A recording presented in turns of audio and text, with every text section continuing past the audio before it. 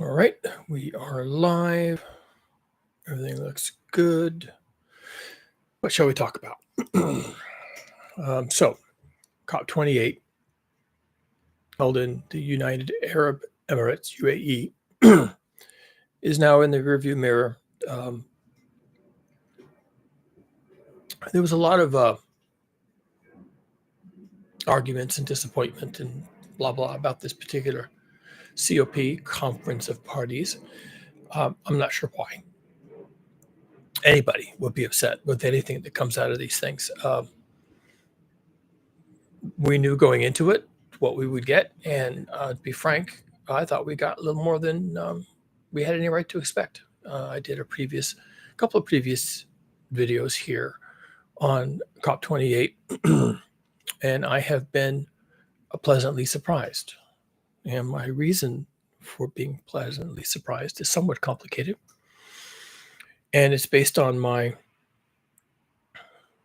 20 years of working in this space, watching this space, watching the IPCC reports roll out, watching the COPs, the Paris Climate Accords, and everything else. And COP28, I was pleasantly surprised at what they said. A few things they said. Now, I've already done videos on this. I'm not going to go over it again. Al Jaber was not wrong, and they did in the end. I should clarify that. Al Jaber was not wrong regarding his statement of the scientific evidence. Yes, he did that correctly. It wasn't what people expected to hear because they believe otherwise. People believe otherwise. And there is a belief system at work here. People believe that there are things being studied that are not being studied. People believe that there are technological solutions being developed which are not being developed. People even believe that there are technological solutions being deployed that are not being deployed at scale. Pilot projects or proofs of concept, these don't count at all. I'm an engineer. I know what it takes to scale something up. And that's not happening. It's not happening. And probably I have valid arguments for why it's impossible. Arguments based on just the laws of physics, folks. And I'm not saying laws of physics because I've got Dunning-Kruger syndrome or something. I'm talking about the laws of physics because I happen to understand the laws of physics really well, okay?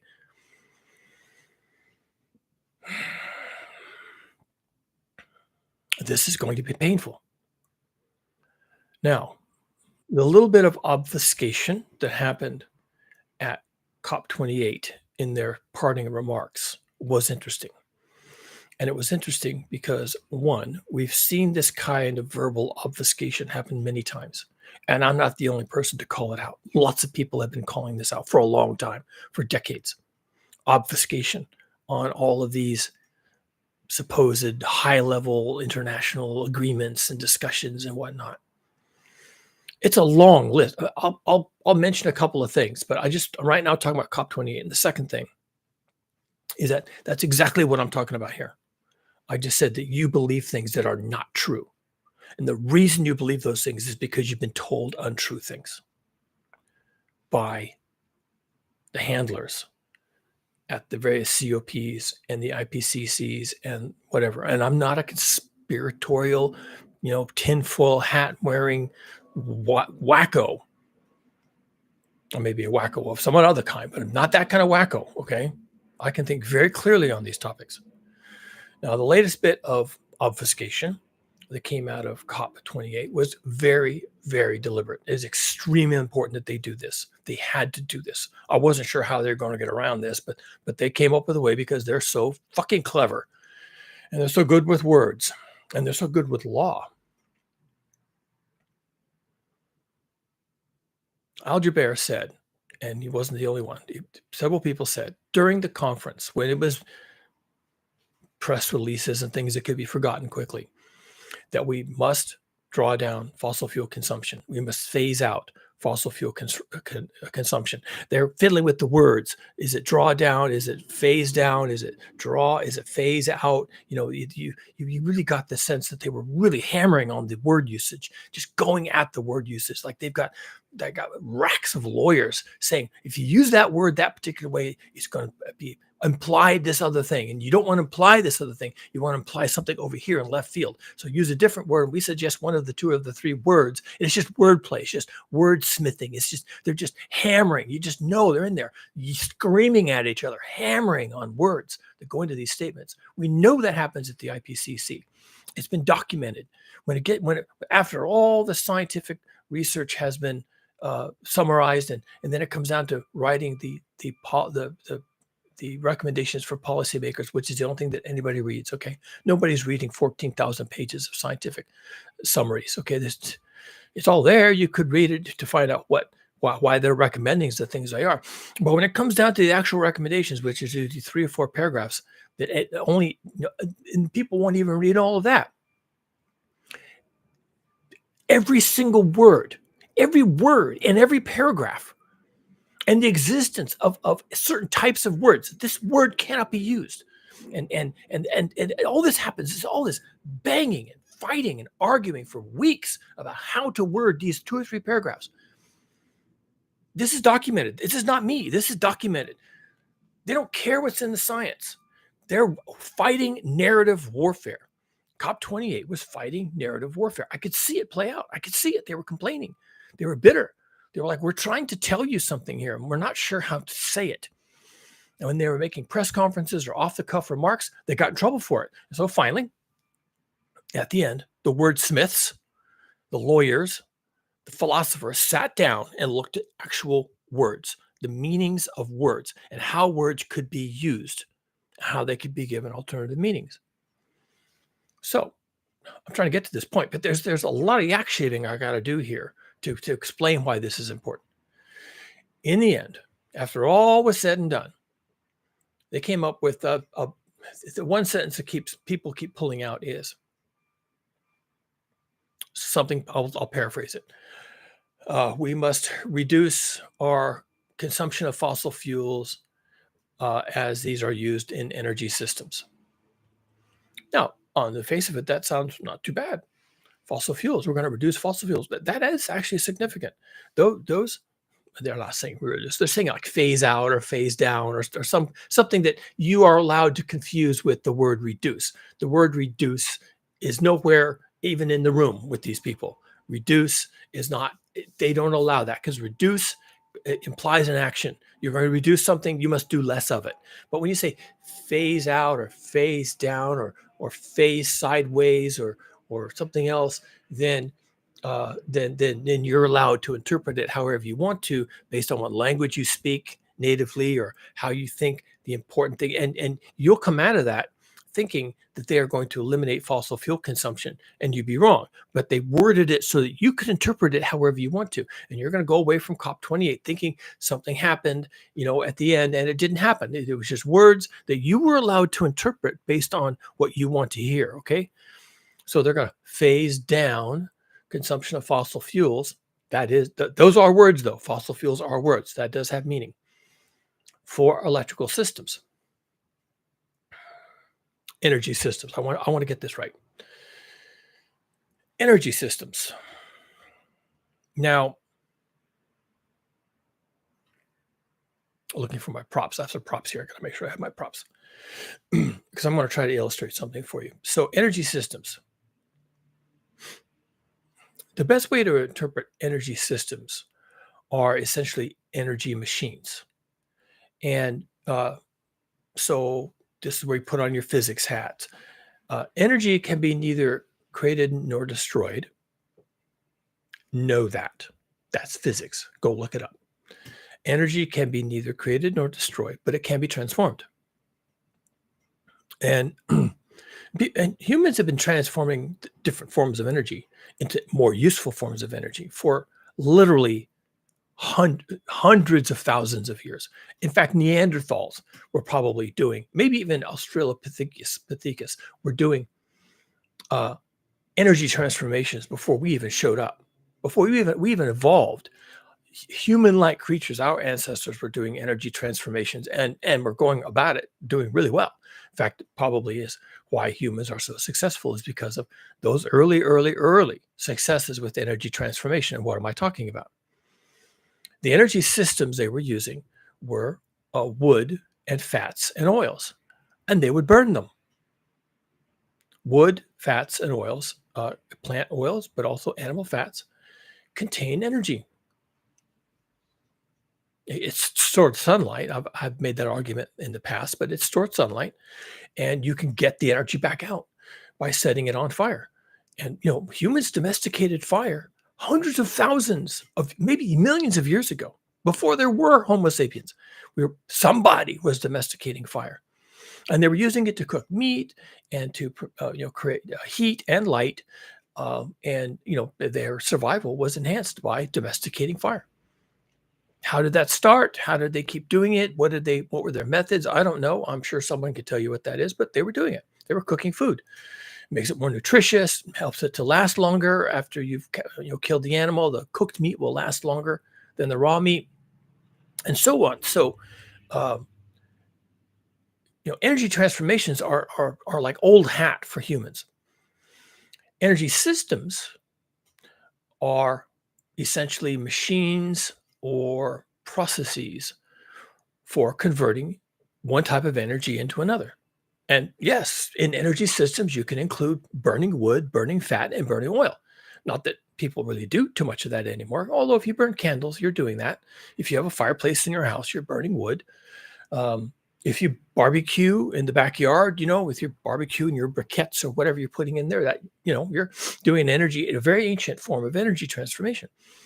You're liberating heat and light to cook your food over the barbecue. People like doing that. It's a ritual for some people, and fine, do that. But that's an energy transformation. And what the COP said was that we should phase out use of fossil fuels for energy systems.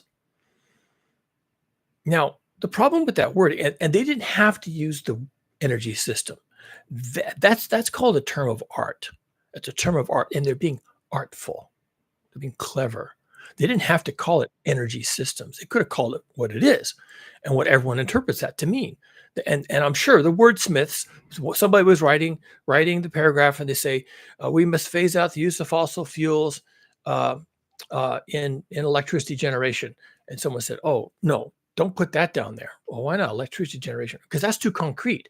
That means electricity has to be, we have to look at power plants and how we're generating electricity, and we must discover these systems that are using fossil fuels, and then we have to deliberately, using all of our engineering and all our smartness, we have to then get the fossil fuels out. Well, isn't that what we want them to do? No, we don't want to do that. We want to say something that sounds like that, but we don't want to say something that's actionable. What are you talking about? I mean, this is what the editor is trying to get out of the wordsmith. What are you talking about? Okay, I can't explain it. Just say it this way. These are the words: energy systems, not power plants, not generators, nothing, just energy systems. But that's stupid. We're talking about not using fossil fuels to create electricity. Why don't we just say that? Because that's too clear. And you can imagine this argument probably went on for hours. And it comes down to, do we want to be clear about what people must do, or do we want to be vague and obfuscate and hide the reality? To be clear and truthful, or to obfuscate and essentially lie? Or at least allow people to interpret the words however they want, which maybe 90% of the time, if we do this right, 90% of the time is away from what we actually were thinking. 90% of the time, they go off in these other directions, energy systems, whatever those are. And yet, well, but we got to say something, and later on we can come back and say, well, maybe it seems a little vague to you, but we understood energy systems to mean ways of generating electricity. And if that wasn't obvious to you, well, then that's your personal problem, because we knew what it meant when we wrote it down. Examples of this happening in other reports and other types of things. And these examples are now memes in the climate debate, which is itself a meme. This itself, the fact that there's a debate is itself narrative warfare. Examples of obfuscating and hiding and putting a little rock over the truth that's now under a rock, and you see the rock, and you don't know if you should move the rock, and then you're trying to interpret what's under the rock, and they just put a stone on the truth. They know what they mean, but unless you start digging around and taking effort and learning and educating yourself, you don't know what they mean when they say climate change. What the hell is that? Well, climate, we all know what climate is. Climate is the sum and the average of all the weather in your area. Yeah, well, what does climate change mean? Change? What do you mean change? Seasons change all the time. Weather changes practically every day. What are you talking about? Well, it's obvious to a climate scientist what climate change is. And if you don't know what climate change is, well, then that's your personal problem. Bye. And they leave the room. They don't want to explain it. Do you know where the term climate change comes from? Your word climate change basically comes from the Chamber of Commerce. They didn't like the way scientists were discussing science in the public sphere. Because when scientists talk about problems, they talk about causes of problems. Because causes are what they can have data on. That there is a thing and it's getting hotter, or it's getting colder, or it's moving, or it's getting deeper, or it's getting higher, or it's getting wider, or there's something, it's instrumental. We can measure it. We measure it and we say, here's some numbers. Oh my God, look at that number. That changed. What's that about? Ooh, well, let's see. That could be caused by a greenhouse effect. Oh, what's that caused by? Oh, look, CO2 emissions are higher. CO2 in the atmosphere is also higher. That causes a greenhouse effect, which causes warming. And now we're going to talk about warming. The planet's getting hotter, global warming. And then out of nowhere, and the international media is complicit in this because they're corporations too, and they're wanting a narrative that's not going to scare the horses. So when the Chamber of Commerce or whoever it was, the energy industry, came and said, let's not call it global warming, shall we? Let's not talk about data. Let's not talk about things that are actually happening in the universe that you can measure with a thermometer, okay? Let's talk about something more nebulous like climate change. Climate change is less scary. I mean, climate changes all the time. The weather, the season, la, la, la, okay? And so if we slip climate change in there, they're going to, oh, that's weather, that's seasons. I'm not a climate scientist. I never went to school. I don't have a college degree. I don't understand any of these things. La-di-da. Well, I'm just getting in my car and go to Starbucks, go to the drive-up window and get a latte. That's my life. Climate change, climate change. That's narrative warfare. The scientists never called it that. And now it's a meme. It's actually a meme. They injected this into the discussion and they pushed to the side with the complicity, if that's the right word, of global news media, corporate news media. They pushed all the data to the side and they brought in this pony called climate change. Climate change pony. We don't know what he looks like or what he does. He does his little dance and we talk about climate change. No, climate change, yes, will probably happen, maybe, probably, might, but it's an effect. It's an effect. And you don't fight climate change and you don't take climate change actions because climate change is an effect. Like becoming obese is an effect of something. If someone, you weren't born this way, you figured this out somehow. How did you get obese? Oh, well, it's a bunch of things actually. Didn't get enough exercise, ate too much food. You've got chemical imbalances, metabolism is off. Maybe we can treat those things with pills. Maybe we can, change your lifestyle, maybe, make you healthier, make you eat better, get some more exercise. But that's because we understand the root cause of your obesity. Okay. And in one of my earlier videos, pointing backwards, I titled it, Farmers Don't Cause Obesity. And that's true. And you could even say food doesn't cause obesity. That's also true. It's complicated. Climate change is a symptom of something. And climate change will be caused by many things. Oh, you mean it's complicated? Yeah, it is. And there will be some places that don't have any climate change at all. Does that mean that the base reality, the instrumental reality, what we can measure with spacecraft and thermometers and scientists all over the planet and drone ships on the ocean and buoys out at sea, that the Argo floats and all that stuff, all those billions, hundreds of billions of data points are why you might get climate change. And it's also why you might not. But just because you don't get climate change in your climate doesn't mean these other things aren't happening.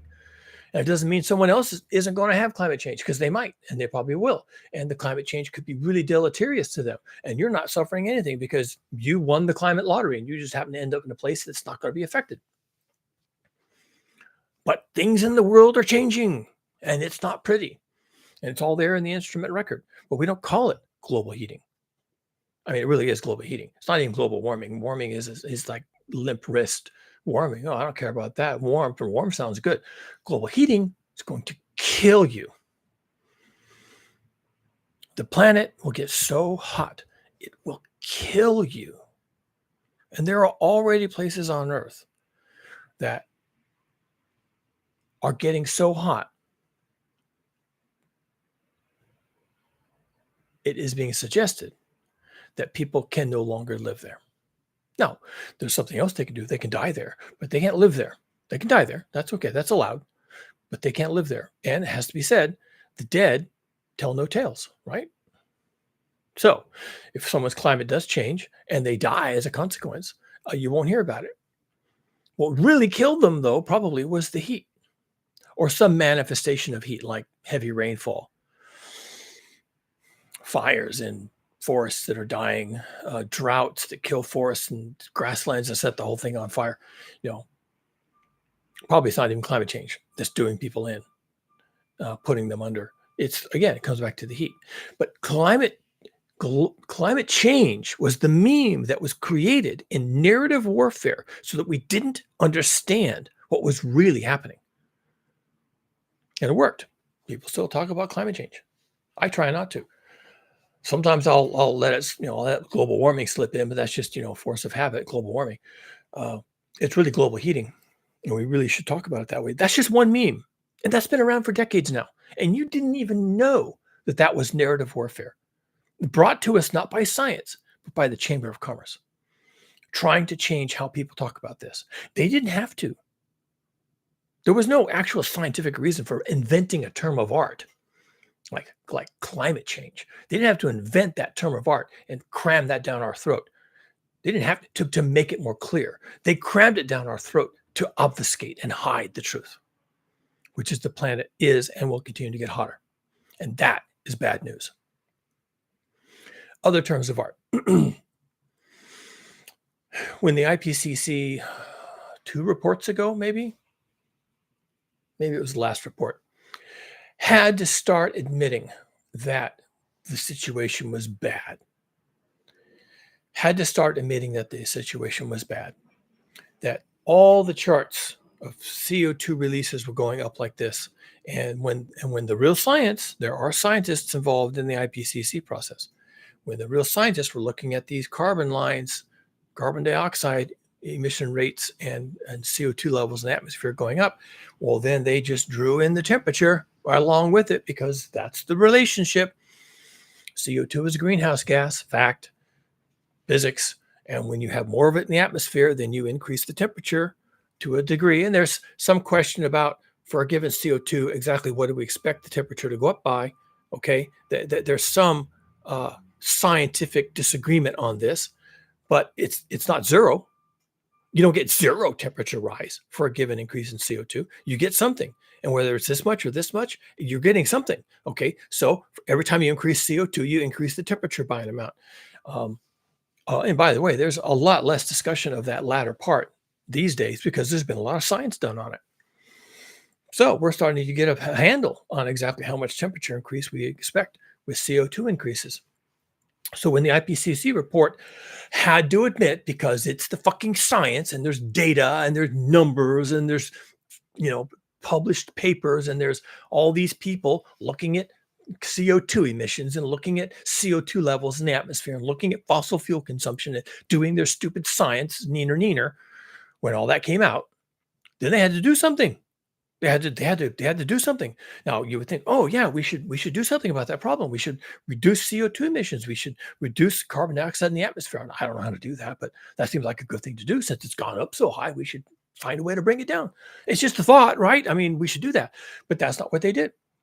They didn't answer those questions. They didn't answer how to decrease carbon emissions. And they didn't answer how to reduce CO2 in the atmosphere. And they didn't answer any of the source questions or problems. They came up with a solution that doesn't require anything to be looked at. You don't have to care where the CO2 comes from, or how much of it's in the atmosphere, or how much of it gets released every year by human activities, or what those activities are. You don't have to look at any of that stuff. Just push that over here, because we have a new thing. We have a new thing. And this confused people for a little while. They're like, what is that? What are you proposing? What do you mean? And it was negative emissions. Negative emissions. Negative emissions. Wait. How can you emit something and at the same time emit less of it? Actually, negative. How can you have negative emissions? That's like negative breathing out. Holding your breath is not negative breathing out. That's just zero. That's just zero breathing out. Negative breathing out. I guess that's breathing in. So how does that help us with CO2? We're all going to take a big breath and hold it? I mean, what are you talking about? Negative emissions. What does this mean, negative emissions? And there were a lot of climate scientists and physicists and analysts who looked at the IPCC recommendations for negative emissions in the future. And they just flipped their wig. They're like, one, who came up with this? This is crackpot. This isn't science. This is just unicorn farts. Who came up with this? What do you really mean? Can you give us an example of what's a negative emission? And three, how are we going to do this? Who's going to pay for it? Presuming it's some kind of technology has to be developed and deployed and at scale, and it's going to cost money, and it's going to take treasury, and it's going to take innovation and inventions and manufacturing. And so we're going to make these machines to do our negative emissions for us, whatever that really means. And who's going to pay for all that? But they didn't. IPCC didn't deal with it. The people who wrote the summary for policymakers just said, well, la-di-da, we need negative emissions, so that's what we're going to say we need. And what they did was, you look at the charts, it's crazy. They have emissions going up and up and up and up and up, and at some point in the future, they just go straight down. Really? Emissions go straight down? Well, yeah, we're just going to stop emitting carbon. We're going to have negative emissions. And it just goes down like a cliff. Yeah, sure. Why not? We're drawing the charts. We'll draw it however we want.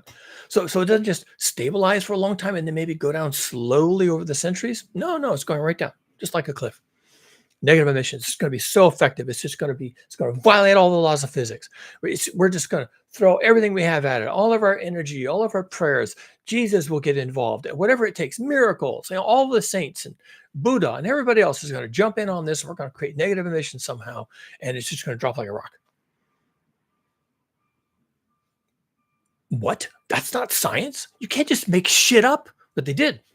They made shit up, and it got into the report because the people writing the summary for policymakers, which is, like I said, 4 paragraphs, the people writing the summary for the policymakers were not scientists. They were lobbyists and wordsmiths and politicians. And so they just made shit up. How do we get this line to go down? Well, you would need to remove all the CO2 from the atmosphere. How do you do that? I don't know.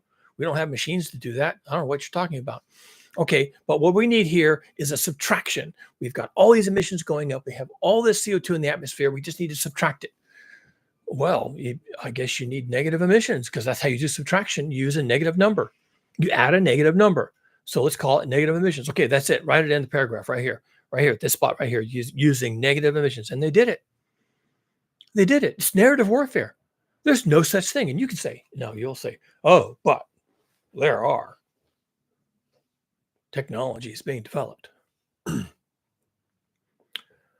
give us the equivalent of negative emissions. We will remove CO2 from the atmosphere. Coal-fired power plants will remove CO2 from the atmosphere. Can you believe that? Isn't that amazing? Instead of releasing CO2, coal-fired power plants will remove CO2 from the atmosphere every day they're running. Negative emissions. It's amazing. No, it's a farce. It's just wordplay.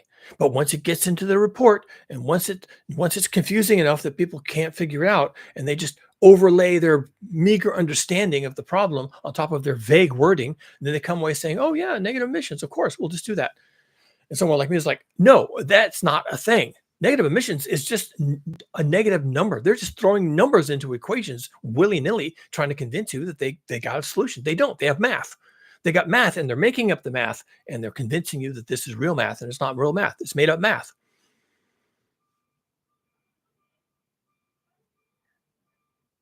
It worked. It worked. People still talk about negative emissions technology. You can get a grant to develop negative emissions technology. Why would the government give you a grant to work on negative emissions technology when everyone knows that there's no such thing? Well, for narrative warfare. And we have issued hundreds of millions of dollars in grants to people who have schemes to implement negative emissions as per the IPCC report and the Paris Climate Accords. And we're funding this now. We're funding this. This is real funding for real projects, and we expect results any day. Narrative warfare. They don't mind throwing $100 million. In fact, they can get the $100 million from the fossil fuel industry because they're all over this. They are all about negative emissions. Hell, for all I know, it was their wordsmith in that meeting pointing out that all you need is a negative number. Just put the negative number in here, redraw the charts, and look, you see, fixed. You fixed it. But what are we going to call this negative number? We can't just pull a negative number out of the sky. Well, then I'll pull some words out of the sky, call it negative emissions. That is a meme. That is narrative warfare. You believe that that's a thing. That is not a thing. That is not a thing. But the grants, the monies, the projects, yeah, okay, so someone can do something with money. They're still testing, hydrogen fusion projects. Fusion is always 20 years away, and there'll be energy too cheap to meter and all this kind of stuff.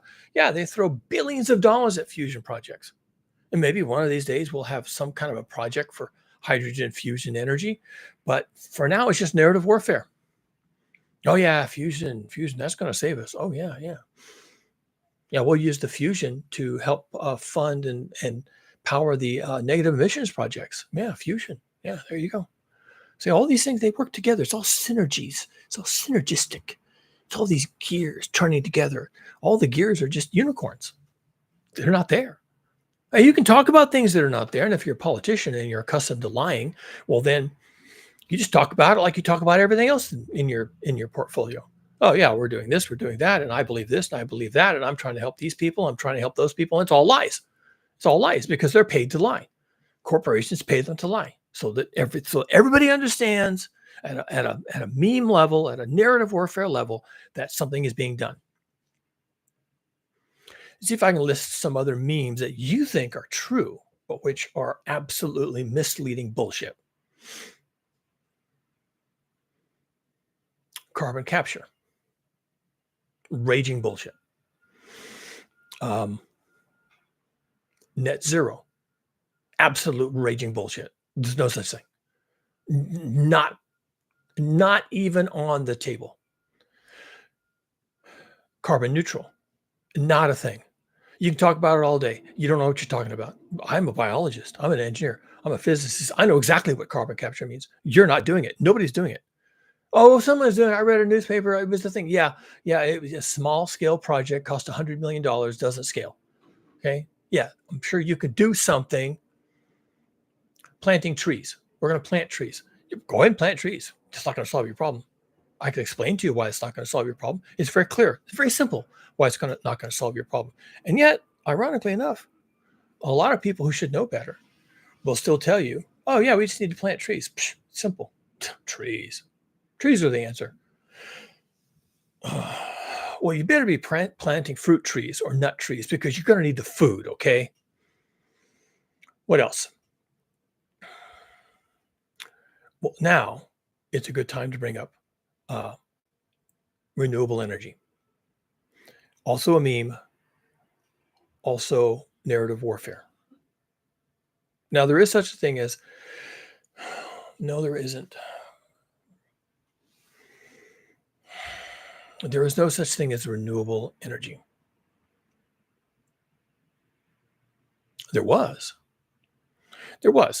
Before industrialization, people used forms, and this comes back to energy systems. Okay, I'm going to close the circle here in a minute.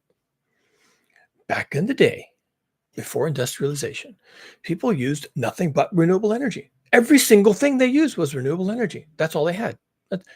Living by the sun, renewable energy. Sunlight is renewable, even though it goes away at nighttime. It comes back in the morning. What do you call that? It went away and now it's back. It's renewable. Uh, I don't know what other recurring energy. I don't know what you want to call it. Recurrent energy. Uh, Falling water, or even just moving water, is a form of renewable energy. So long as it rains up in the mountains and the water comes down the streams and rivers, you can tap that moving water and take energy from it. We turned flour mill, millstones. They can use it to pump water. You can use moving. This is weird, but you can use moving water to pump water. This goes back to like Mesopotamia. Okay, you can use moving water to pump water. It's amazing. It's very simple. It's like when you see it, it's like, oh yeah, of course. We should all be doing that. Okay, you can use moving water to pump water, so long as your fields are located near moving water. No, not everybody's fields are. So it's not something that you can do anywhere. If you have electricity, you can tap, you can drill wells, and you can pull up the water with a pump, and you can move it over here, and so you can still move water around.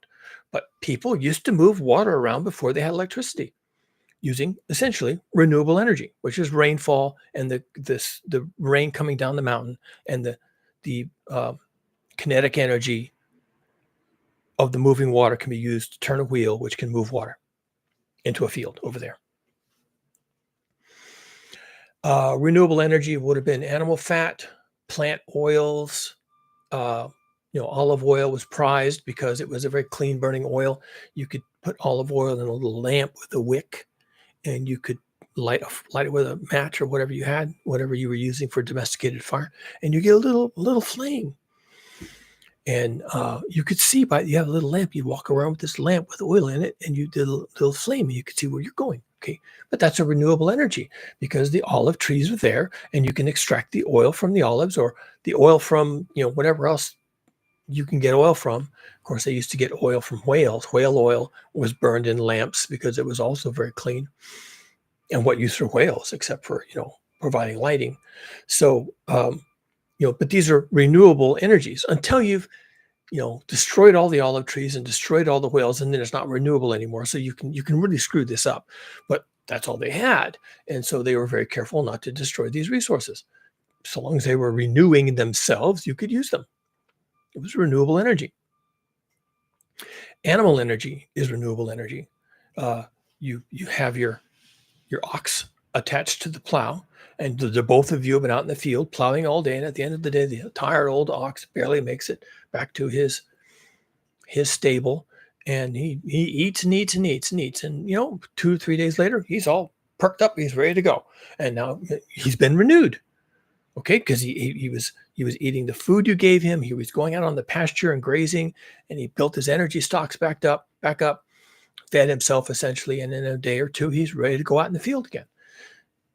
That animal was a renewable energy. And of course, for all these renewable energies, the ultimate source of energy is the sun. And provided the sun is there, then you're okay. Now, the sun does better work for us in some places on Earth than others.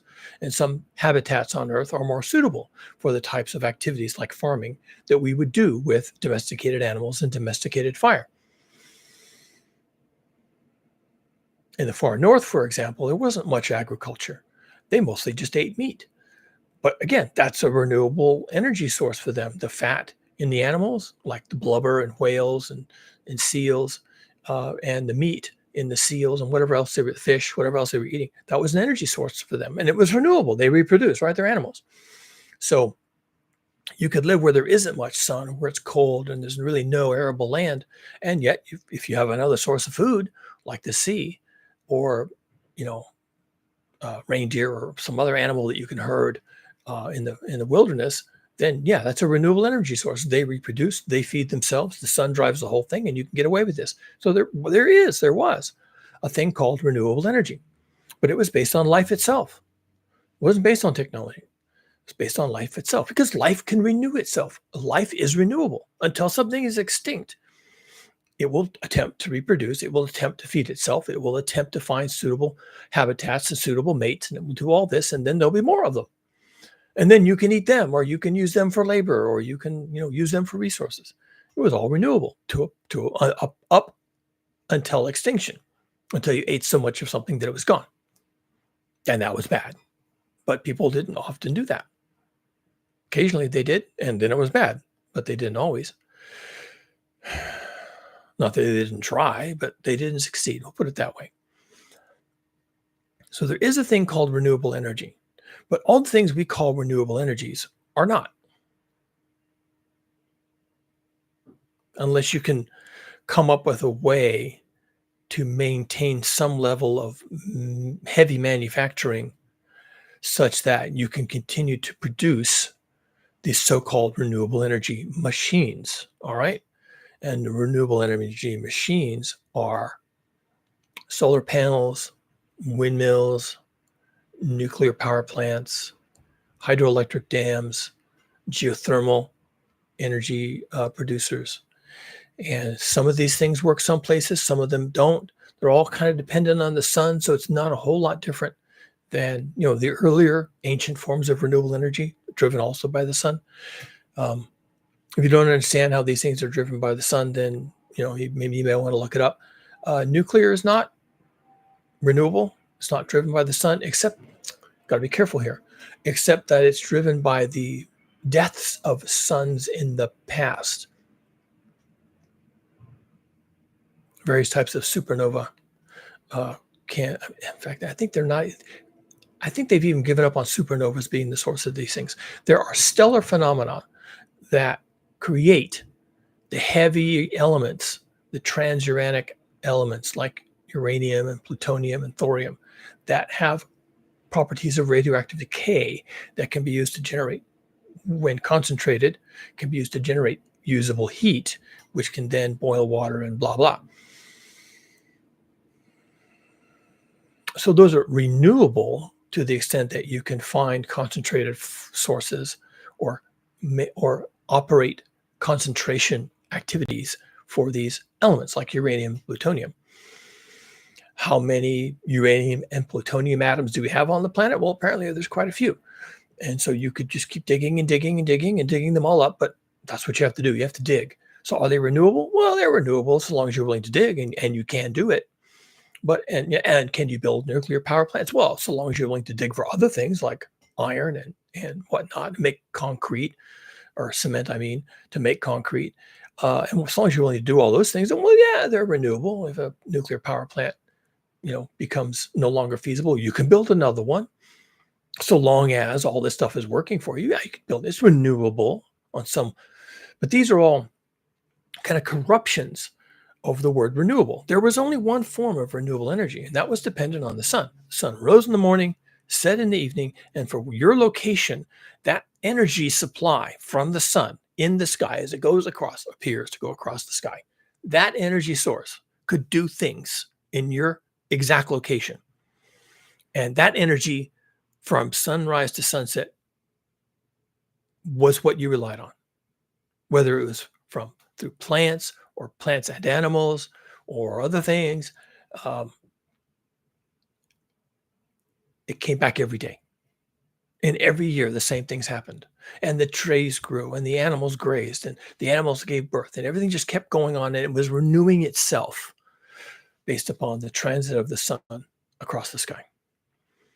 These other forms of renewable energy require manufacturing. Is that renewable? And, oh, by the way, that runs on fossil fuels. Okay, so now we start to see a problem. Now, the COP28 ended on the affirmation.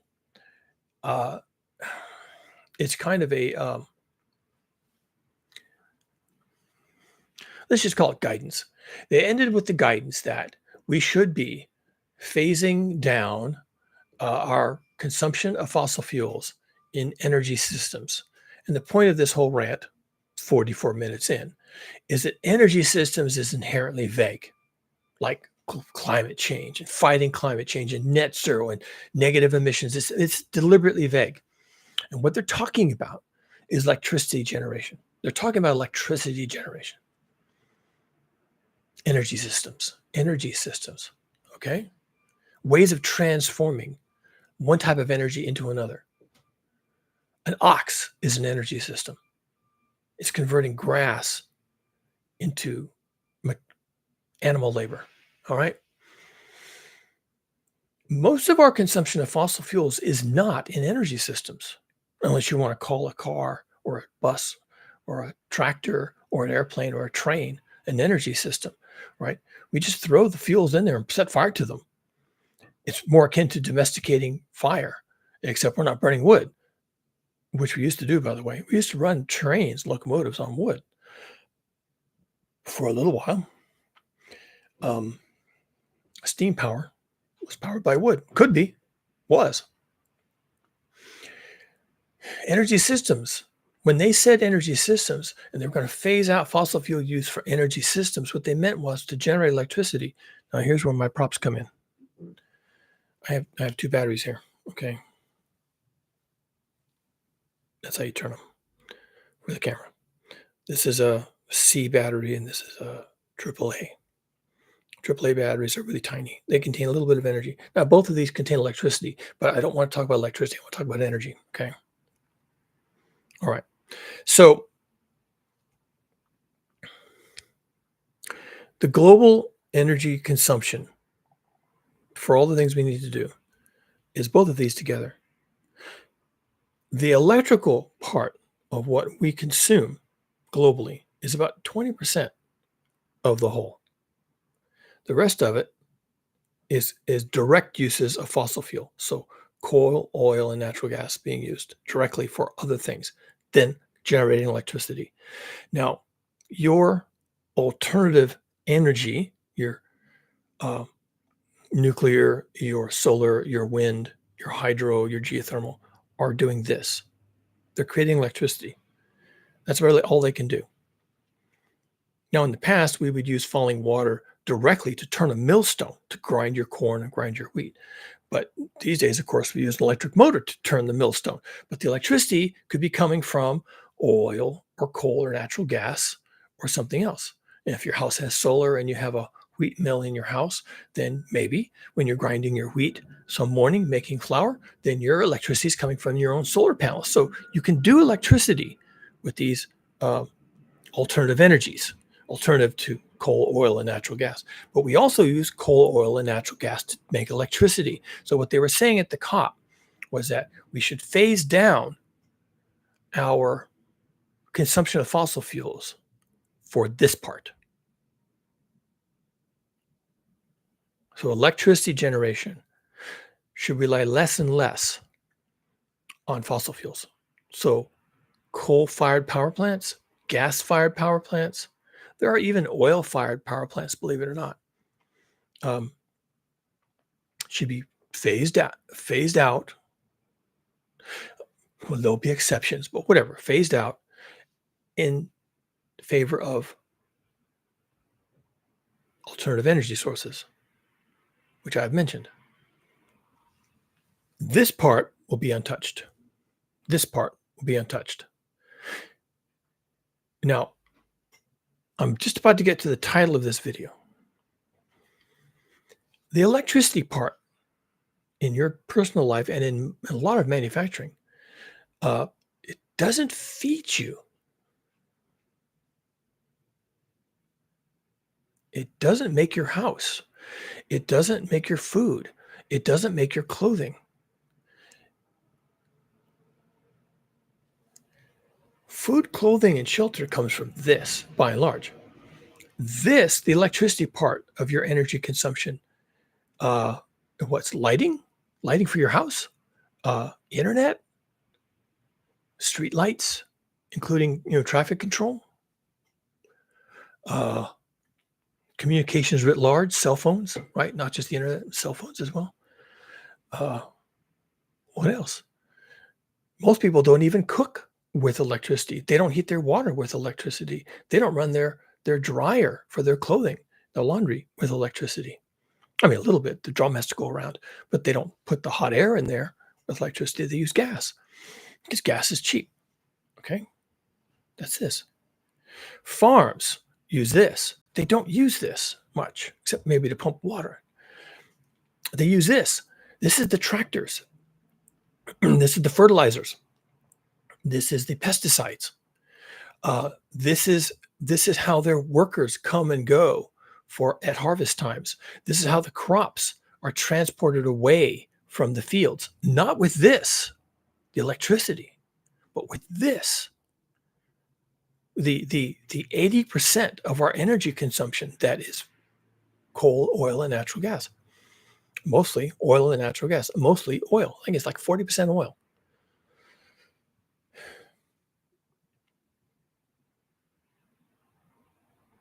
The materials for your home is made out of wood. The trees grew using solar power. That's fine. That's a good thing. It means we'll always have trees. Even if we don't have this or this, we'll still have trees, right? That's the idea. They're renewable. But the people who go up into the forest to get the trees to make lumber use tractors. They haul the logs out on great big trucks. The trucks run on roads that are maintained using fossil fuels. The logs go to mills to be milled up into lumber. And those mills are frequently now overseas. Canadian logs and US logs from the forests of North America go to Korea to be milled into wood. Why in the world? I grew up around lumber mills. They're all gone. They're shut down. I haven't seen an operating lumber mill in my entire adult life. I saw those things when I was 10 years old. They're all gone now. You can't find a lumber mill. Well, maybe some small lumber mill, but all of that tree stuff is this. It's not this. It's this. And then the lumber has to come back to the US, has to go to your Home Depot. It goes there on an 18-wheeler, and they move it around inside using a forklift that runs on fossil fuels. And the entire enterprise is fossil fuel dependent, including the building itself. And when you go there to get your lumber to build someone's house, you go there in your big truck and it's delivered to the site, and the workers are delivered to the site as they're driving their trucks and their cars to get to the work site, and everything happens there using fossil fuels. There's a tiny bit of electricity that goes into building a house. I know because I've done this. It's the electricity. There is a service pole that gets dropped at the site to build a home. I'm talking about shelter. There's a service drop at the site for you're building a home, and that service drop provides electricity for, power saws, cut-off saws, cement, small cement mixers if you need to pour a little bit of cement here and there.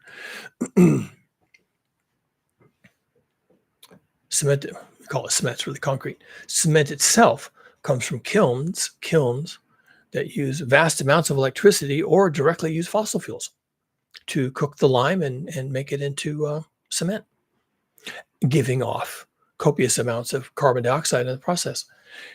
The electricity you use is really quality of life stuff.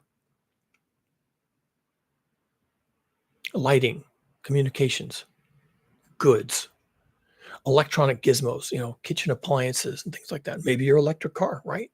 Very few people have those, but some people do. So their lifestyle uses electricity instead of gasoline or diesel.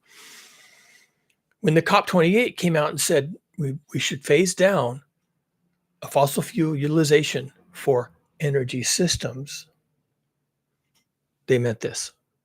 We should not be generating electricity using fossil fuels. That's the low-hanging fruit because we have solar panels, we have windmills, we have nuclear reactors, we have hydropower. We already have these things. They're already doing this to an extent. It's tiny, by the way. It's like a fraction of what is necessary. But in theory, we could do it. We could scale it up. Also, we could just one day just decide no more fossil fuels for the electricity generation. Just no more. No, zero. We're going to zero it out. Can't do it. I don't know why anybody would make that decision. I don't know who would make that decision. I don't know how you'd enforce it. But let's say everyone got scared of global heating and they said, oh my God, we got to stop burning fossil fuels. Well, this is the low-hanging fruit because we already generate electricity with so-called alternative energy. Now it needs manufacturing, but maybe we decide, okay, we're going to continue to use fossil fuels for manufacturing of these alternative energies. And then someone points out, and then they said, that's only this much of this. What are you going to do about that stuff? Well, according to COP28, we just ignore it. This is just not on the table. This is on the table as a should be, as a maybe, as a wannabe, as an aspirational goal. We're going to decarbonize this. But this is not on the table. This is not an energy system. This is everything else. This is fertilizer. This is tractors. This is shipping. This is transportation, aircraft. This is energy systems. It's just generating electricity, creating electricity from fossil fuels. This is everything else. And this is your food, clothing, and shelter. This is your lifestyle, your internet, your street lights, lighting in your home, your entertainment system, your Netflix. This is lifestyle. This is survival. This is not on the table. There's a reason why it's not. If they ever reduce the fossil fuel component of this part, then this part actually goes away. We have a narrative for this part. We have solar panels. We have windmills. We have falling water. This doesn't have to ever go away. We could always say we are going to continue to manufacture these things. Maybe we'll start manufacturing alternative energy with alternative energy. Hey, there's a thought. We could do that because this is the narrative. We have this. We could keep this. Some part of it. You can have your own solar panels on your own house. You can be 100% responsible for this yourself. You could do this. People have done that. This is within reach of you. And if the states decided to make this easier or cheaper or free for you, you could have this. This is technologically available right now. You could have this for yourself on your home, in your garage, electricity from solar panels. Well, I don't believe that. It sounds like communism to me. Well, you might be really happy to have this at some point. This is the part that's creating global heating right here. This is a tiny fraction of this, the global energy menu. Yes, we can probably decarbonize this because people are already doing that, except for the embodied carbon that goes into manufacturing. Apart from that, you can have this. This, though, is food, clothing, and shelter. This is your lifestyle, your cell phone, your Netflix, your internet, your lighting. And if you're, a little bit ahead of the game, you can have electric cooking. You can have electric water heating. You can have home heating and cooling. You can have that through electricity. Oh, that'd be so expensive. That sounds like a lot of money. But you could have it. And if you're rich and if you're paying attention, you could have this tomorrow. If money is no object and you don't mind setting aside your MAGA conspiracies, you could have this tomorrow. You could bring in a contractor, replace all your natural gas, replace all of it. And your meter just zeroes out. You could do this. You could do this right now. There's no miracles. Jesus didn't have to descend from the skies to get you this. You can do this yourself with money and time and a little bit of wisdom to know that this is what you got to do. You can't do this. You can't feed yourself with this. You can't clothe yourself with this. You can't build shelter with this. Electricity will only get you so far. You need fossil fuels for all that. This is an energy system. This is creating electricity, including solar power. This is everything else. This is modern agriculture. This is modern medicine. This is transportation. This is the entire airline industry. This is everything else that you need. And this is, in summary, food, clothing, and shelter. This is fossil fuels. There is no replacement for this.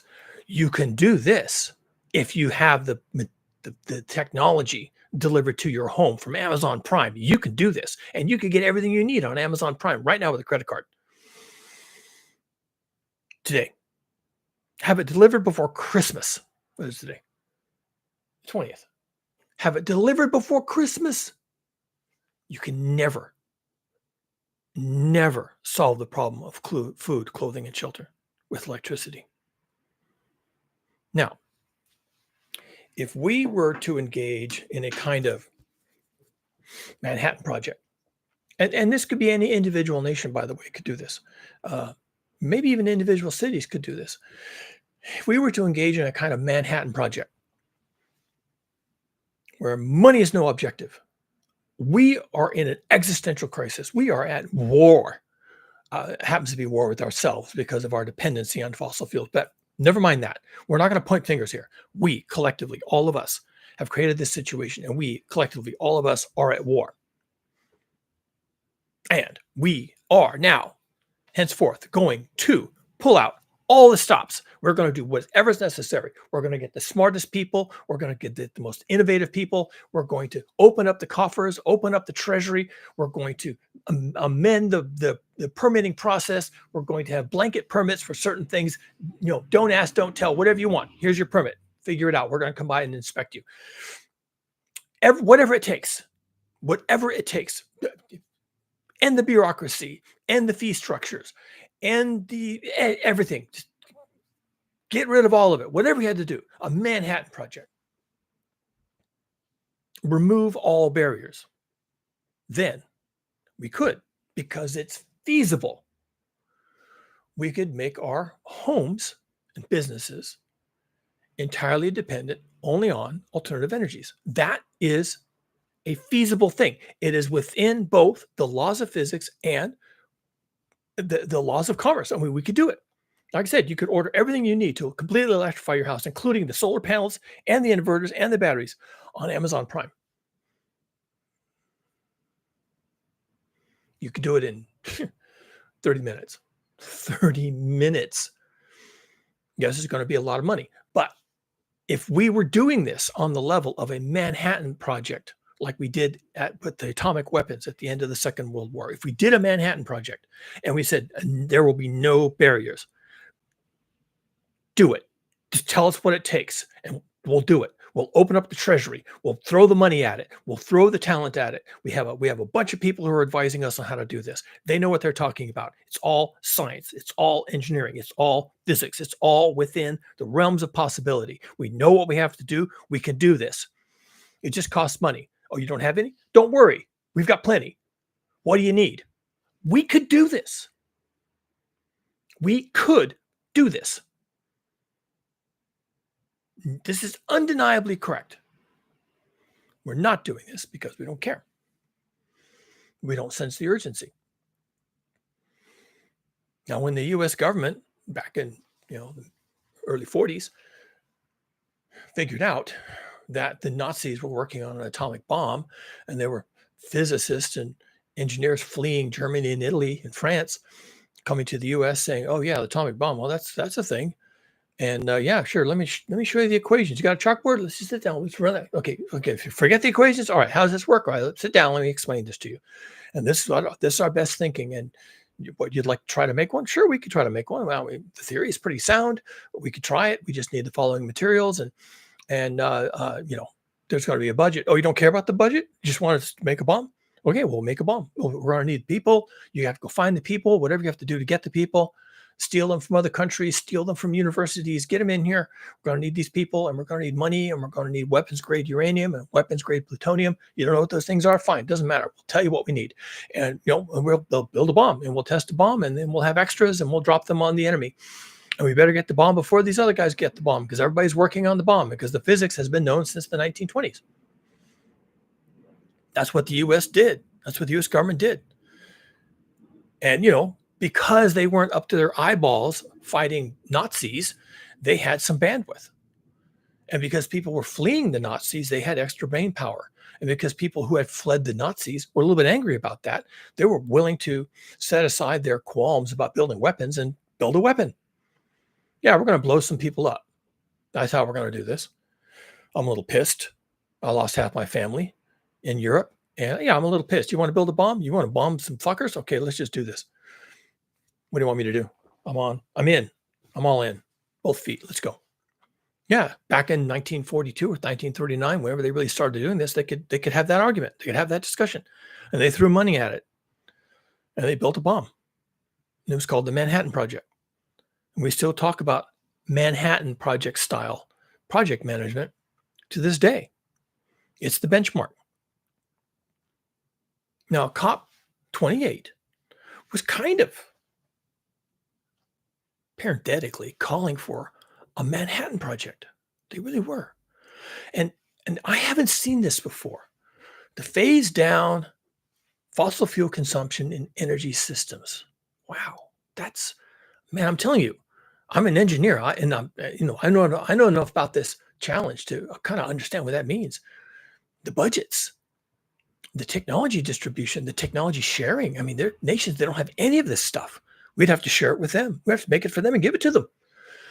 We could do this. We could totally do this. It's within the budgets of, I mean, the military budgets alone of the combined nations of the world would totally pay for this.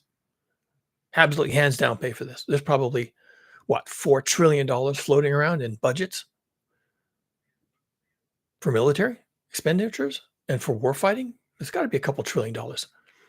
That's a couple thousand billion, a couple $1,000 billion, several $1,000 billion in money floating around. Now you say, well, we can't do that. That would never pass Congress. I mean, MAGA, the Republicans, and the MIC, and cynical. Yeah, the reason why the original Manhattan Project is trotted out is because it is a proof of something that the cynics will tell you isn't possible. Yeah, it is. Yeah, we did that. We did that. Oh, that was a hoax. No, it wasn't. No. We did that. Well, you can't prove we did that. Oh, yeah. They made a movie about Oppenheimer. Well, that's theater. That's Hollywood. We never did a Manhattan Project. The atomic bomb is fake. Okay, fine. I'm done talking to you. We can do this when suitably motivated by an existential crisis that could wipe us off the earth. And what do you think global heating is if not an existential crisis that could wipe us off the earth? Oh, you don't think it could? Well, I think it could. And I'm not the only one thinking that. And I'm thinking, along with a lot of other people, that we need to resurrect the idea of Manhattan projects. Okay? We now need a Manhattan Project. And the COP28, when they came out and said, yeah, the phase down of fossil fuel consumption for energy systems is kind of a good idea. That opens the door, baby. That just opens the doors right there. That's like Albert Einstein going to the president in a letter and saying, they're going to build it. We should probably build it too. It's going to take a lot of money and people and concentrated effort, and there's no guarantee of success. But what else you going to do? They get the bomb first, you're toast. You and your democracy and your constitution and your Second Amendment and all of it is toast.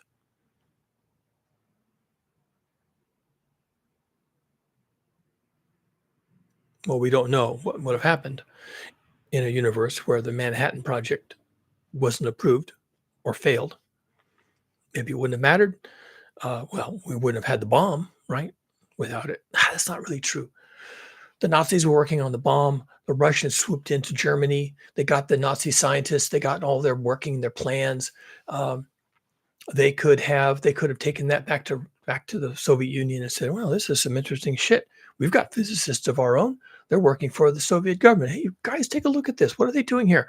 Yeah, and the Soviets could have had the bomb first if the Manhattan Project hadn't been approved and if it hadn't succeeded. The Soviet Union could have had the bomb first. There was going to be the atomic bomb, and then there was going to be the thermonuclear bomb, and all of that stuff was going to happen because it was all physics from, the turn of the century. And now the UAE, bless their oil-loving hearts, came out and said it. They said the thing. Yeah, we should probably have a Manhattan Project to phase down, fossil fuel consumption in energy systems as a start. And the implication is the only thing we're going to have in the future without fossil fuels, my props again, is this. Now, this has to grow to replace that. They're not going to coexist. This must grow 5 times, maybe even more than 5, maybe 10 times. This must grow 10 times to replace this. Because without this, or the equivalent in this, so electrified tractors, electrified food processing, electrified food distribution, electrified cargo ships, electrified container ships, electrified manufacturing at every corner, at every place where it can be electrified. And it all has to be electrified with renewable energy. Without this growing to 10 or 20 times its current size, we have no narrative on how we're going to replace this for food, clothing, and shelter. Because right now, our oil consumption is food, clothing, and shelter. This is not. This little tiny, paltry 20% of our energy consumption is lifestyle, more or less. This is food, clothing, and shelter.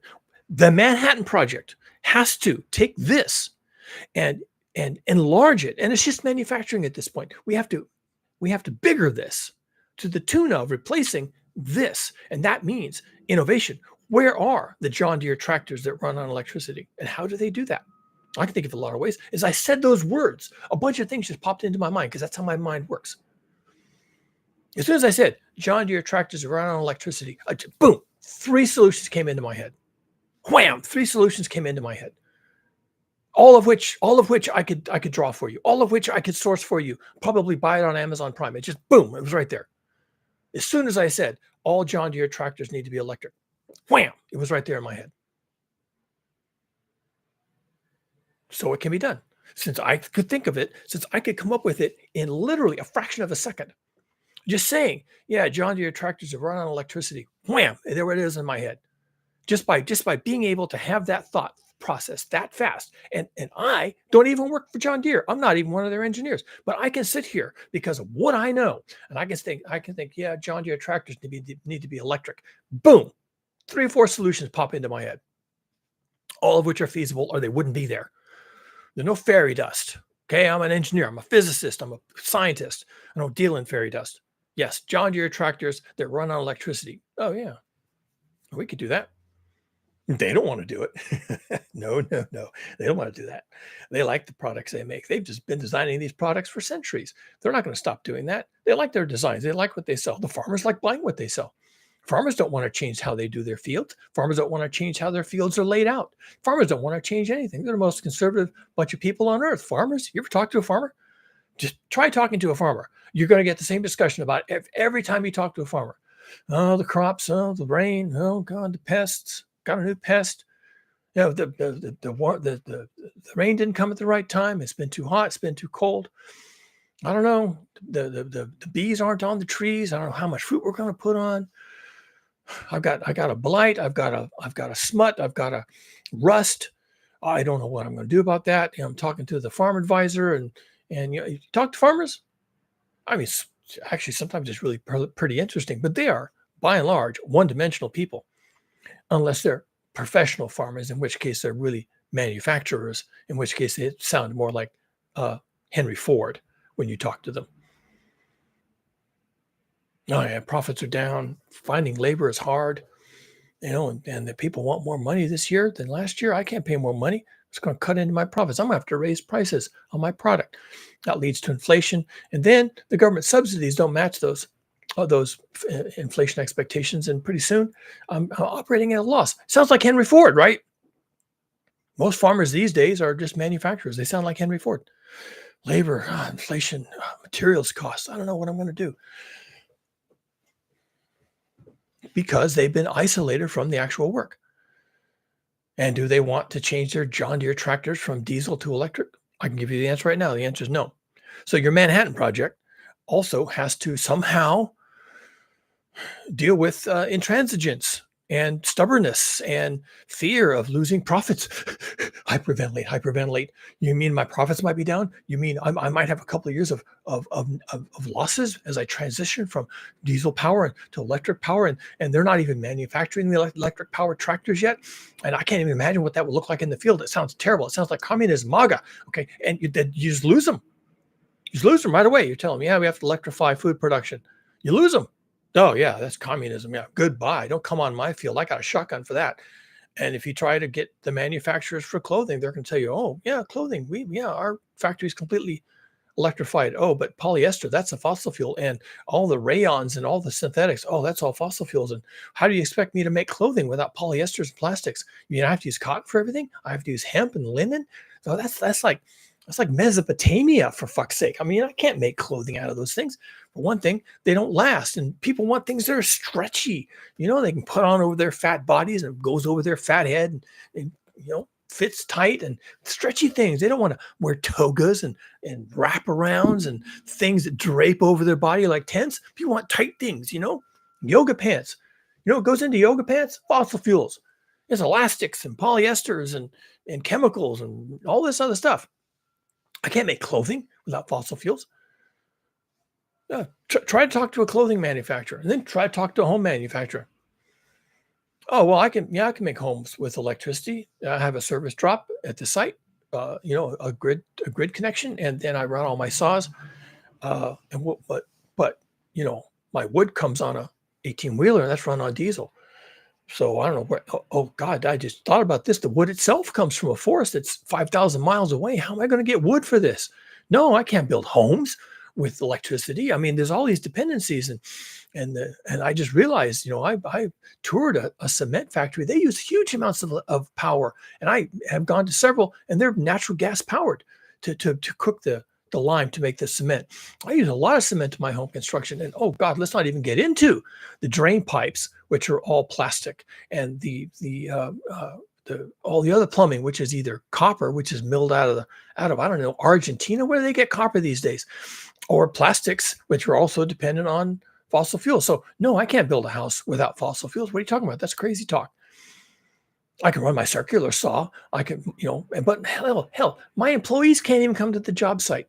We have job sites all over the county, and they never know where they're going to be. And sometimes they have to travel long distances, many times a day, to get to the job sites. And they can't do that with electric vehicles. They've all got pickup trucks, and and electric vehicles don't have range, and they're expensive. I can't have my Mexican laborers buying electric Ford trucks. It's $75,000 a piece just to get to the work site. What are you talking about? We can't do this.